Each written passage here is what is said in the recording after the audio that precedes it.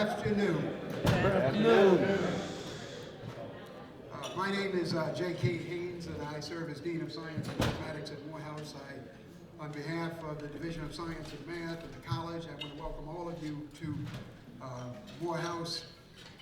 We especially appreciate those of you who have come from far distances to help our students think about the research that they're doing, and perhaps more importantly, to recruit them to your graduate programs. So I would expect that when I visit your graduate institutions in the not too distant future, that I'll see a number of the young men who are presenting today.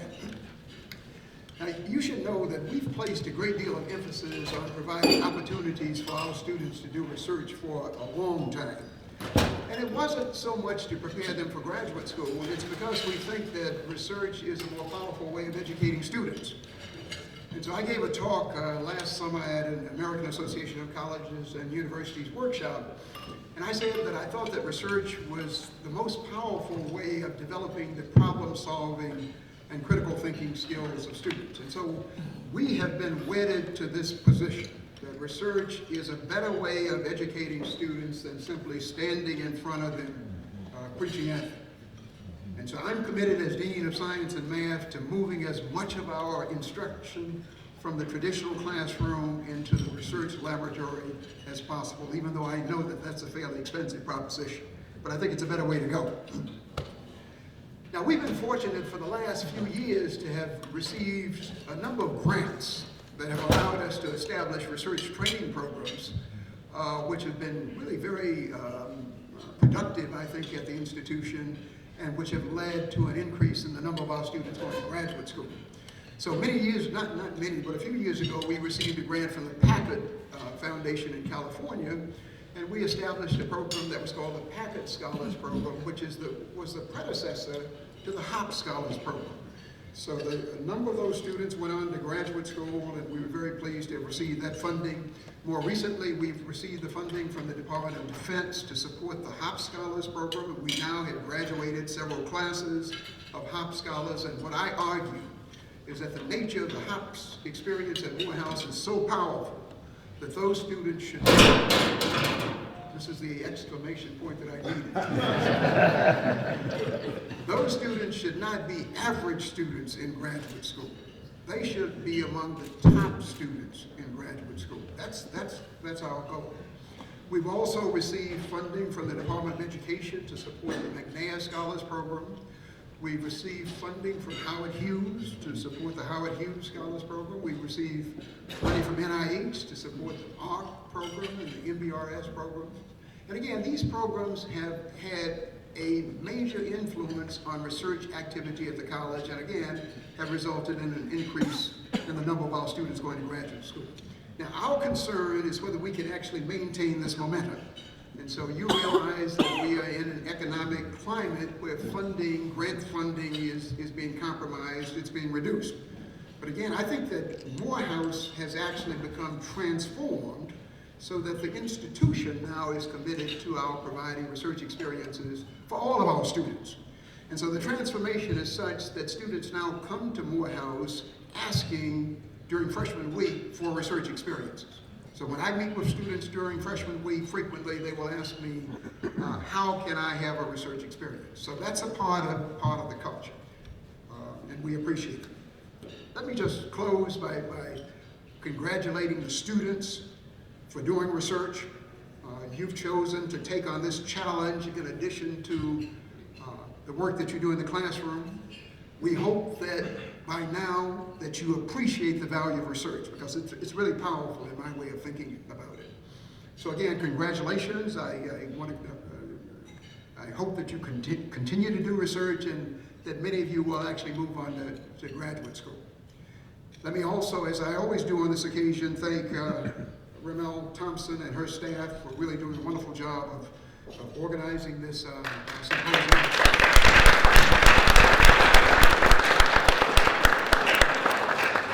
So those of you who know Ramel know that she has tentacles across the Morehouse campus, and that there's a legion of Morehouse people who will respond every time she asks. And so I see them sitting around, and I want to thank all of them for whatever they do in support of the Hop Scholars Program. Now, I'd be remiss if I didn't just make note of a couple of my former students who are here, and I'm always going to get in trouble, or people who I consider my mentees. When I see Vernon Morris, I have a picture in my office of Vernon talking to a student who was presenting his poster. Vernon was a young guy, and I think this student was a high school student in one of our programs. And this picture is one of the most intense pictures that I have. It's really what scholarship is all about. Vernon had a serious look on his face, and the student also had a serious look on his face. The other person I wanted to call attention to was Tony DePass. Tony gave a talk this morning. Tony and I met Tony when he was a little bit younger through the American Society for Cell Biology. But he and I have been working with the American Society for Cell Biology for a number of years to make this major scientific society in America begin to take diversity more seriously. So I chaired the committee's Minorities Affairs Committee for a number of years. More recently, Tony chaired that committee, and because of these efforts, the American Society of Cell Biology is much more diverse than when we began to make this effort. So again, thank all of you for being here, and I hope today really continues to be a very productive and successful day. Thank you.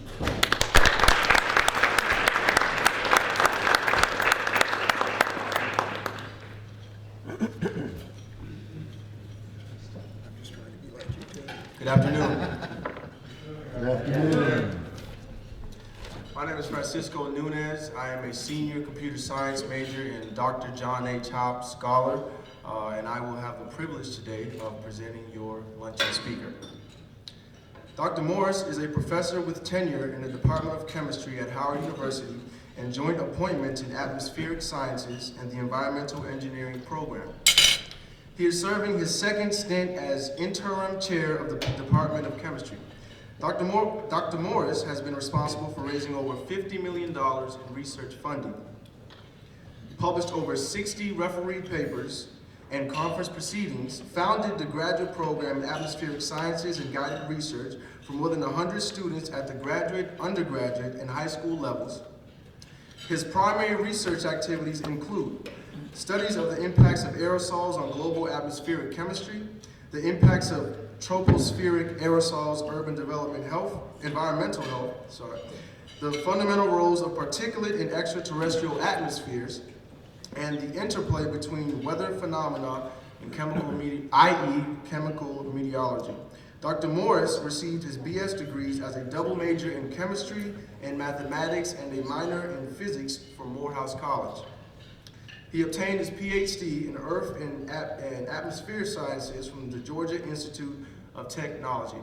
Please join me in welcoming Dr. Morris.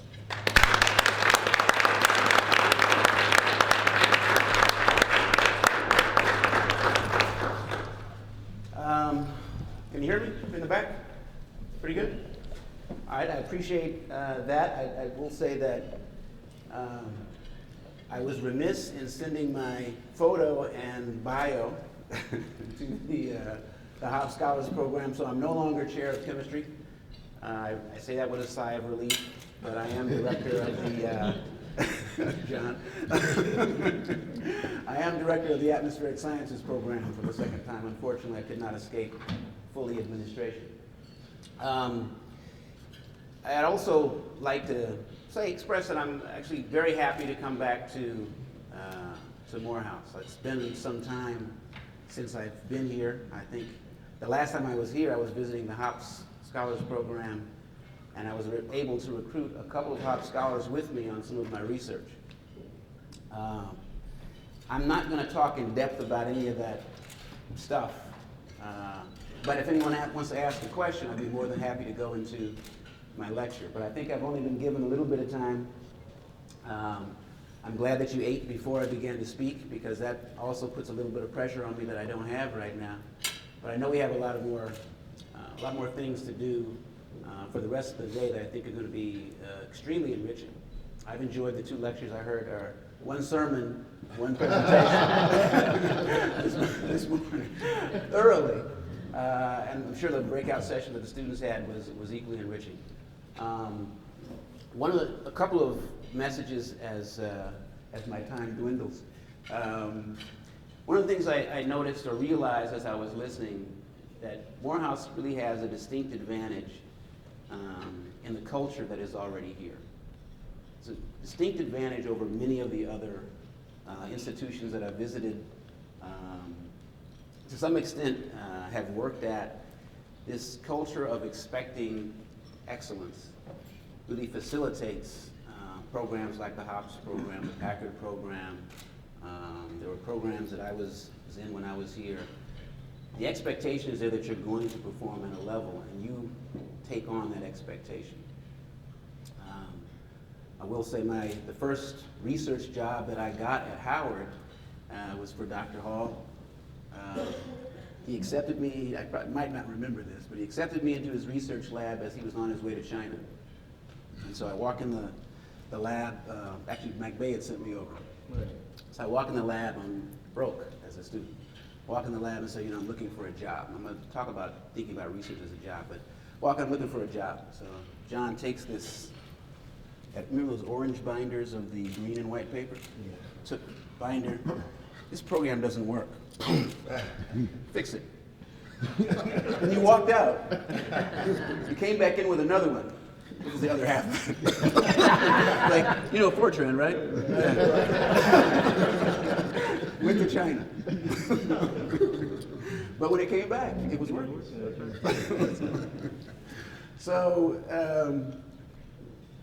part of that is John. But part of that is a culture that if you're going to do something, you're going to perform at a high level. Expectation is high. And so you guys have that culture here. Along with that culture comes, whether you know it or not, the responsibility that whether you like it or not, you're a role model. Right? You've probably been told this before. But you're a role model. When you go off to the graduate program or you go off to the summer internship program and you're from Morehouse, you've got a responsibility, not just to perform excellently, but to carry yourself in a way that pervades that culture that we have here. And so, me, I'm thankful I had that. And I hope you guys realize that as well. I'm trying not to preach. I'm going to go through this pretty quickly. I renamed this talk Destined to Lead, not with respect to me, but with respect to you guys, okay? And I'm going to maneuver this, trying not to get in the way. And if you can't read it all the way in the back, I will. Can you read it in the back? Yeah. Okay. Yeah. There'll be some points where you're not going to be able to read it, and that's okay because that means it's need to know and you don't need to know. I'm joking. The punchline I'm going to give you up front. Your destiny is to be a leader. It's to be a leader in science. We need leaders in science. Preparation for that starts early. Learning how to be a scientist is as important as learning the tools of a scientist. You go into a lab, you learn how to use a mass spec or a fluorimeter or cross-beam apparatus. I'm probably showing my physical chemistry nature here. Or electrogel phoresis instrument. Those are the tools. That doesn't make you a scientist. No piece of equipment makes you a scientist. Learning how do I design a strategy for understanding why Alzheimer's ultimately kills people? How do you formulate the question? That's learning how to be a scientist. What skills do I need to bring to figure out questions? And then science is about creativity. I love my job. Someone asked, is there ever a day that you, I'm holding this and pressing that. Someone asked, is there ever a day that you don't want to get up out of bed? And I think the first session. I love my job. I mean, one of the reasons I went into the professoriate actually was looking at John, and I said, wow, there's a lifestyle where you get to choose what you want to study. You get to develop how you study it. People give you money to study it. People pay you to go give your opinion on looking at something. It's pay to think. What's better than that? What could be better? So, we need leaders in STEM. I think I flipped through some things, but when we think of leaders, we think of Barack Obama, or we think of, some cult of personality, some place, a coach of a football team or a star player. When you generally think of leaders, you don't think of leaders in science, though. There have to be. There have to be people who push science forward. There have to be people who bring diversity to science, who champion causes. And why not you? There's got to be a leader. Why not you? That's the question you ask yourself now, get prepared, and then you go out and do it. Oops, I'm still hitting two things. So, I call this slide Capturing the Strays. I use it a lot because the way I became a chemistry major was not because I came to Morehouse to major in chemistry. And this is a picture of Henry McBay, great mentor, I think, of John as well. But many African-American chemists, over 50 African-American PhD chemists came through mentorship from Dr. McBay. And talking to him really catalyzed a number of things. But the way I met him was, I'm running across, I was undecided as a freshman. I didn't actually know what I wanted to do. I'm not going to go into the story of why I came to Morehouse either, because that probably wasn't based on really rigorous study of Morehouse. I was actually surprised that it was an all-male school when I got here.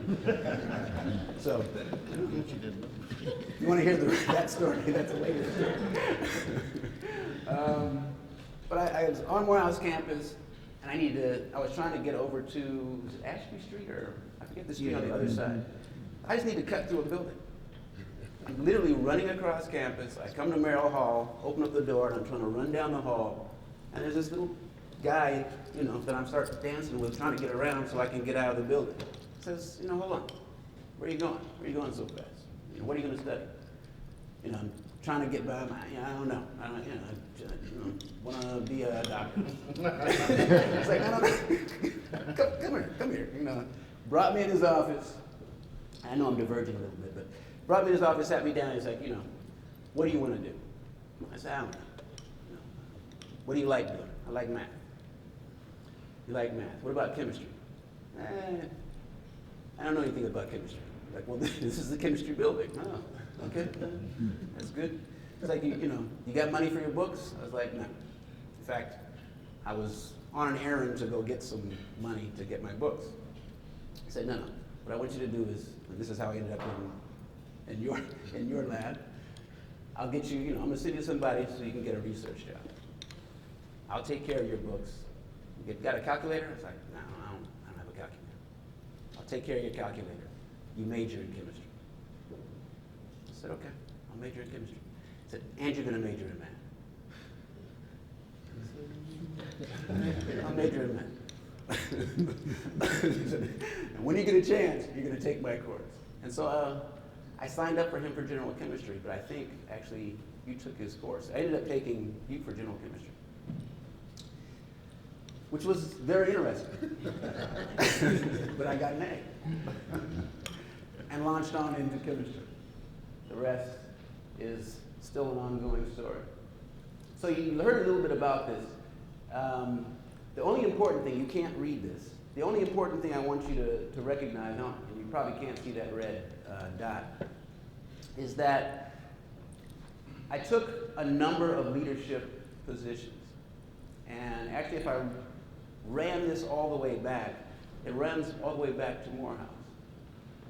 Almost any time a leadership position was offered, I went ahead and took a chance. I think that photograph that JK was talking about came from a summer program, which I helped co-direct, I think, my first summer that I was at Morehouse. And they put you in a leadership position, you have to take responsibility, and you act. I directed the Frederick Douglass Tutorial Institute from my freshman year forward.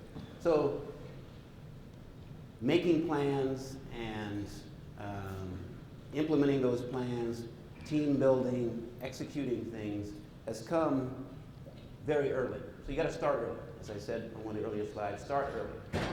These are just some fun things. So you can't read those, and I'm not going to belabor that point. Now, my research interests, when people ask me, well, what do you do? I stutter, all right? Not with a speech impediment, but I'm not quite sure what to tell them. Because if I say chemist, then they envision a guy in a lab with a white jacket pouring test tubes. As John can tell you, I can't synthesize cereal, okay? It's difficult for me. I can work with instrumentation though, and I can build just about anything. I can measure anything. My deal is, if it's out there to be measured, I can go measure. But I like to look at chemical principles, and so I start off with a lot of computational chemistry, modeling, spectroscopy, instrument design. That's what I sort of cut my teeth on. When I went to grad school, I was interested in planetary atmosphere, so applying chemical or physical chemistry techniques and applications to addressing questions really in complex environments. What really interests me are complex dynamical systems. And then I'm going to go apply my skills to those systems, try to figure out what's going on. So the systems I've looked at have typically been planetary atmospheres. I went and did some things on comets out at Berkeley and UC Davis. At Livermore, actually, I did programming. Right? I went and I did object-oriented programming. Before there were these desktop Macs, there was a thing called the Next box. Probably no one here. Someone does know the Next box. So you did object-oriented coding. How did I get into coding with chemistry, math, atmospheric science as a background? Well, it's a skill you pick up along the way. Actually, I was challenged on it very early in my career, but I know how to code. So a job opening came up in physics directorate at Lawrence Livermore, coding. Let me go try that out. I didn't like it. I don't like just to code, but it taught me a lot of things, and I gained an expertise there. So I went on from there to working as a UC presidential postdoc, looking at comets and planetary atmospheres, interstellar molecular clouds, built instrumentation, pretty sophisticated instrumentation that was laser-based. Have moved from that to going into the environment, from the lab into the environment as my laboratory, where I work a lot now. And again, looking at some of the mentors, the people I've been exposed to, this is just a snapshot, not to read the left-hand column, but the arrows are actually pointing to sites where I have active field projects. So again, if someone says, what do you do? Well, I'm a chemist, or I'm an atmospheric chemist. A global distribution of field sites isn't what comes to mind. But you build a scientific portfolio that you want, based on the opportunities that are out there, and what your creative instincts tell you. What we do out here is related to climate and health. You see a lot of the distribution points go across the Sahara and Sahel. That region tends to be more strongly impacted by climate variability and change than other regions in the globe. And then things called teleconnections. Things that are happening in that region actually impact local weather patterns, seasonal patterns, all the way around the globe. And so we look at transport across that region and then global transport of pathogens and materials across that region that impact both global and local chemistry. And details, if anyone is interested, I can certainly go into that. So I've talked a little bit about this. Start your research as early as possible. You're already doing that. That's a given. Don't treat it, though, like a job. Right? It is a job, but it's your apprenticeship. It's how you learn how to be the thing that you ultimately want to be. It's where you pick up the tools. Yes, there's some day-to-day stuff that you have to perfect, you have to do. But you think about, where is this going to take me? What does this do? How is this helping me in my broader view? Okay, so it's not just a job, I take care of it, I go home, it's done until I go back the next day. I think the first speaker made a good point, is always work on yourself. As you go through and you're building elements of your resume, do something that helps you be a better speaker. Do something that helps you be a better writer. Because if you go out and get a PhD, you're going to have to write. The one thing I do every day is write. I don't do chemistry every day, but I write every day. Okay? But find something that makes you a better professional and build that in to your regular research acumen. Accept all the challenges, get outside your comfort zone. If you know what you like, explore some things that you don't like or you think you don't like. Don't be afraid to fail. Failure is part of science. There are no perfect labs. It's an intrinsic part of science. And in fact, some failures, not all failures, some failures you can learn some magnificent stuff about. I work in the field. My lab is a very uncontrollable environment. And I like that.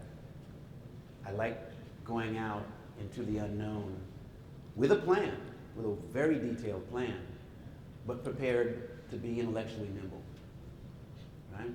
It's an acute gift, and like I said, I've had some Hop Scholars who've come with me on the ship, and I appreciate the preparation of the Hop Scholars program. They performed superlative. And we had some very strange events while we were out there. They handled themselves well. This is a quick anecdote.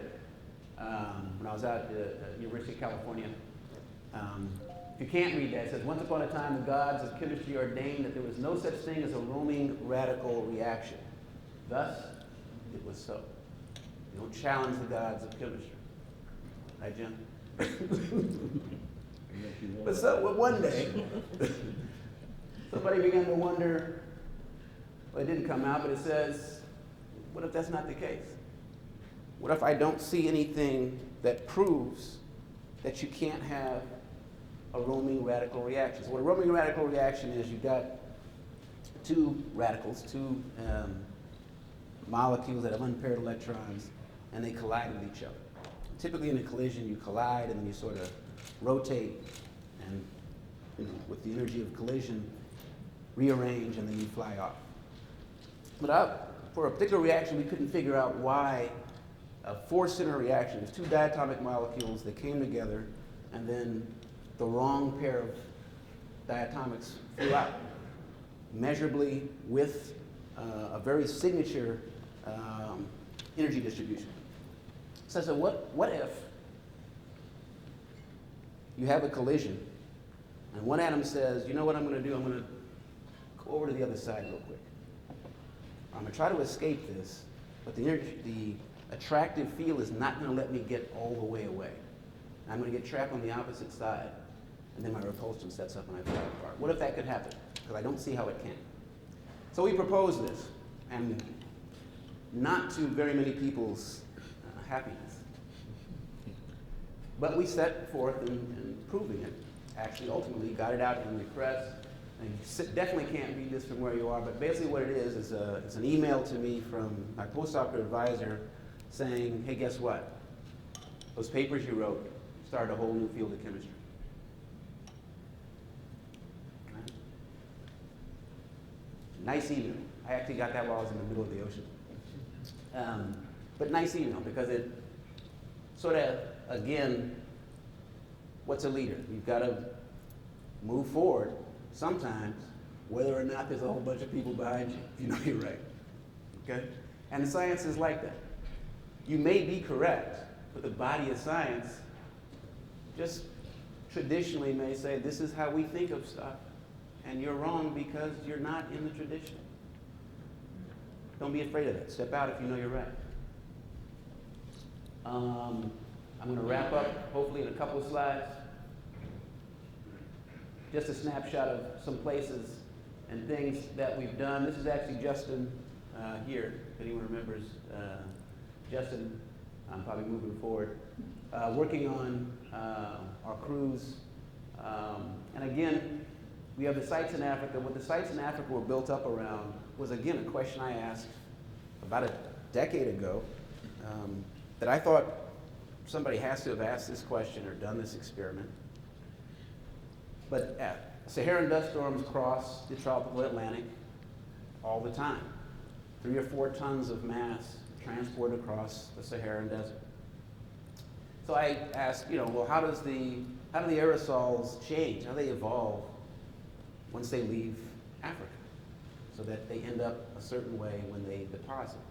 Because they're not the same when they deposit as when they were when they started. And you put a ton of surface area across the tropical Atlantic Ocean, it's got to change the chemistry, right? I couldn't find anything in the literature that got out and measured it. So I wrote a proposal to say, well, I'd like to go out on a ship and measure what happens. Lo and behold, NOAA gave me access to its research vessel to go out and run those experiments, and I've been doing that for the last 10 years. I'm done with this 10 years because we've achieved a great data set, but it's a one-of-a-kind resource. It's actually become an international resource for aerosol chemistry in the tropics. And again, it started with just asking a question. You know, I know how to do the basic stuff, but what's the question that propels me to produce that next thing? And so again, here's just some of the groups. Students are always involved in this. That's actually one of the dust storms that we interacted with. I'm not sure if you've got enough contrast anywhere in the room beyond me, but you can see the blue highlights. That's actually cold cloud tops. There's sort of a wispy outline that you see.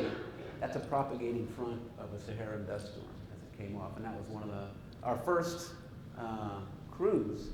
We were really fortunate in that we encountered one of the largest springtime storms in that decade, and actually measured it in situ. You know, you go out in the field and you don't have to see anything, actually. It could be that the month that you go out, it's common. It could be that the 2 months you go out, it's the 2005 hurricane and season, and you run into 2 or 3 hurricanes. So I'm gonna sweep through this. This is just some details of the studies that we did. I will say that the teams are comprehensive. We have microbiologists, we have geologists, we have electrical engineers who are extracting, doing data signal processing. We do microscopy and chemical analysis along the pathway on the aerosols, as well as their biochemistry and microbiology. And so this is just a quick slide, I'm sorry, for going fast. So we've developed sort of an offline but rapid technique using mass spec to determine which bacteria, which microbes that are transported across the Atlantic are actually virulent, and trying to determine virulence factors for those. And now we're beginning to apply that in Saharan and sub-Saharan Africa. But to get back to the point, learning how to think like a scientist, learning how to become a scientist, as important as the tools. Asking the right question. A lot of times, the answer is in the right question and can't be found if you ask the wrong question. Always take ownership of your work. That means, you know, be proud of what you're doing. I know what my contribution is. I'm going to take this forward, whether or not you're challenged. Routines and methodologies are necessary, but they're not the focus of science. Science, to me, has never been boring. I can't think of ever being bored with science. So if you think something is boring, you're probably looking for the wrong thing in what you're doing. And I have fun at the intersections of disciplines. One of the great opportunities you guys have is there's a lot more emphasis now, probably than ever before, on translating science, on having teams of people with different perspectives, different disciplinary perspectives, coming together to address very dynamic issues, very challenging issues. And the technology has advanced now.